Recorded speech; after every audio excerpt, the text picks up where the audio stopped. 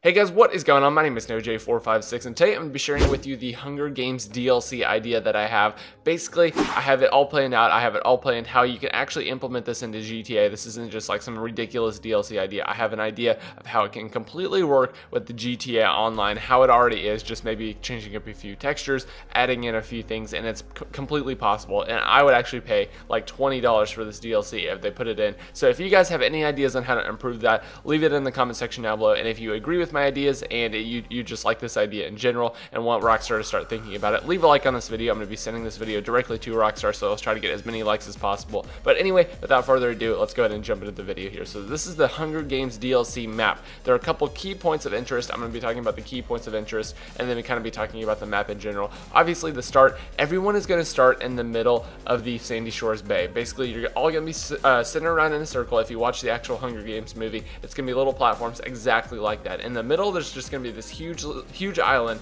that has all of these weapons on it. I'm going to go over all the weapons in a second here, but basically it's going to have all the weapons on it. It's going to have some supplies, some food, stuff like that. That is all going to be sitting right in the middle. You can either jump in, risk going in and like fist fighting, grabbing a weapon and just beating each other to death in the middle of this island, or you can jump off your little platform and swim out to the other side of the bay, hop out, and then kind of prioritize your target based on what you want to get. So there's going to be a couple things around the map that are very useful. At the very top of the map, it's going to have boats. Basically these boats can go all the way around the entire island. Obviously you can't escape the Hunger Games, but you can hop in these boats and make your way down to the weapon cache. You can go straight to the biplane from there, but it's still pretty risky to go for the boats because some people are going to be going for the snipers on top of Mount Chiliad. Basically on top of Mount Chiliad there's going to be snipers. This is going to be like a very weapon limited game. It's going to sound like there's a whole bunch of crazy weapons whenever I'm talking about it from the map perspective, but whenever you guys hear what you can actually get in this Hunger Games DLC, it's going to be pretty important to get heavy duty weapons because there's not many that are scattered around the map. So snipers are going to be on top of Mount Chiliad. You can go and grab those, and you can also grab a parachute to parachute down so you don't wear yourself out for the entire Hunger Games map. So anyway, there's going to be snipers on top of Mount Chiliad. There's going to be a biplane at Fort Zancudo, basically just one biplane. So it's pretty risky to go for that because there might be one other group going for it. You can't just kind of leave each other be and just kind of decide to kill each other later. You have to grab the biplane because there's only one, so you will probably have to kill some people if other people are going for the biplane as well. There's C4 at the actual prison, and inside of the prison you have to go in there. There's going to be C4 like sitting there. You can grab that, you can go rig some stuff, you can blow up buildings with it. It's actually going to be useful C4 that it has just huge explosion. This isn't your normal sticky bomb. This is a serious piece of C4 and it can collapse buildings and stuff like that. And the last point of interest on the map is basically at the airport in Los Santos there's a weapon cache. Now this has assault rifles, SMGs, really good stuff. Probably not just a huge amount. It's probably going to be about 5 weapons, but basically with these weapons you're going to have the upper hand on every single fight. If you're fighting them head on, you're going to have a huge advantage with these weapons because they're very rare. Now let's talk about the actual weapons that are scattered around the map. Some of the weapons that will be on the main little platform whenever you start off on the Hunger Games. You can either dive in, go fight for these, or you can spread out, and these can be found inside of houses, buildings, by the shore, just on beaches, just randomly dropped crates, wherever it may be. You can go ahead and grab them, and they're going to be pretty hard to find, but they are going to be there, and these are going to be pretty much how 90% of the battles are going to be going down. There's going to be melee weapons, there's going to be a dagger, a spear, a katana, and a pocket knife. Basically, whatever you get, obviously a dagger is going to be better than a pocket knife, obviously a spear is going to be better than a dagger, and then the katana is kind of like the end-all be-all. That's the best melee weapon that you can find just kind of scattered around the map. Those are going to be just like in trees, random places that you probably wouldn't look for them, and you can just scour around, wait till you find a weapon, and then you can start trying to find other people to kill them and be the last one standing. So anyway, the next one up is a ranged weapons. These weapons are going to be even harder to find. These are going to be like little challenges. You have to climb up an entire building. You maybe have to go up like 20 flights of stairs to reach the top of the building and kind of get a viewpoint and try to find one on top of another building that you can go get. But basically these weapons are going to be a crossbow, a flintlock pistol, a taser, and throwing knives. So these are the only ranged weapons that exist in the game, aside from the ones in the snipers or the weapon cache. These are the only ranged weapons you can get. So there's gonna be a lot of hand-to-hand combat on this, a lot of sneaking up on people.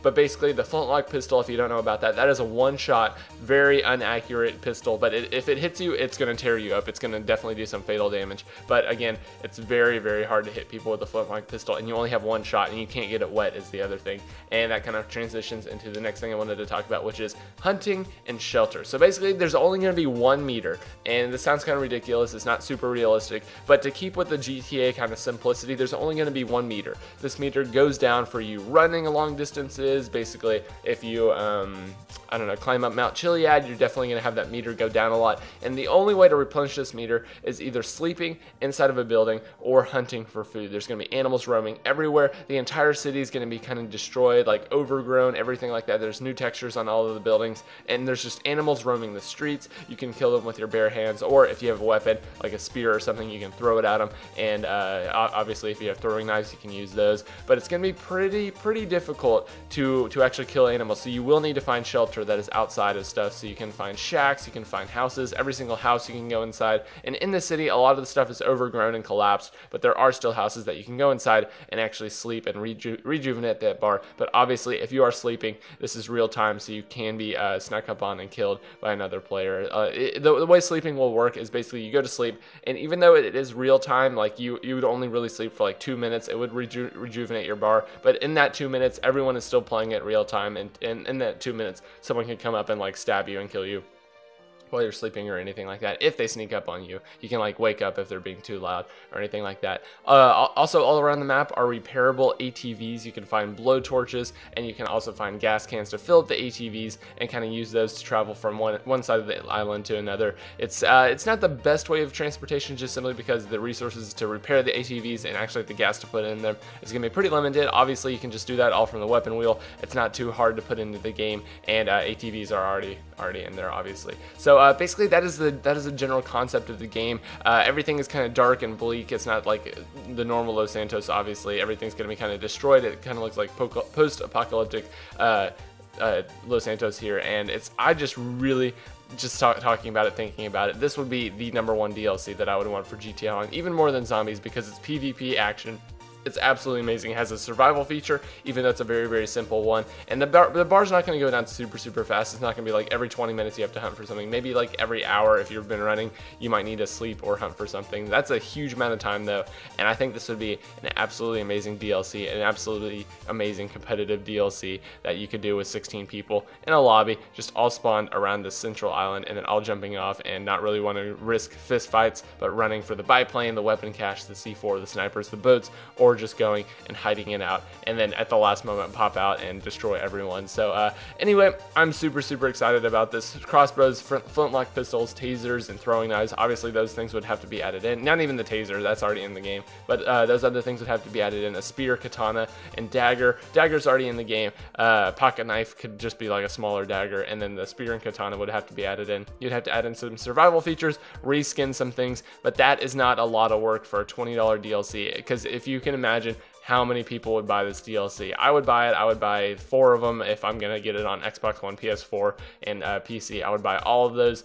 I would love this DLC, and I know you guys probably would too. If you have any suggestions to make it better, let me know in the comment section down below. If you did enjoy this, make sure you leave a like on the video. I will be sending this directly to Rockstar, so obviously the more support it has, the more they're going to look at it, more they're actually going to think about it. So definitely leave a like on this. Let me know in the comment section down below if there's anything you would change or add or make even better. My name is NoJ456. I hope you enjoyed, and I'll see you in the next video. Hi there. I hope you enjoyed yet another daily video from Noah J456.